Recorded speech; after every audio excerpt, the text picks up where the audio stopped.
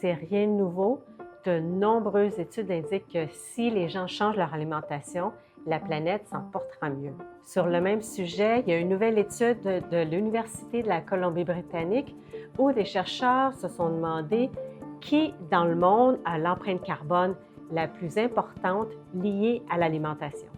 Our study was specifically looking at that difference between different income levels, so understanding within each country who the highest emitters are in terms of food-related greenhouse gas emissions.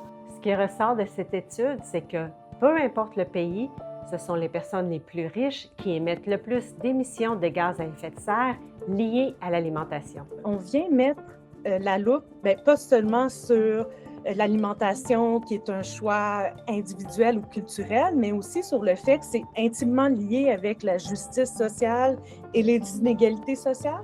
L'étude démontre aussi que ce ne sont pas nécessairement les pays les plus riches qui émettent le plus de gaz à effet de serre liés à l'alimentation.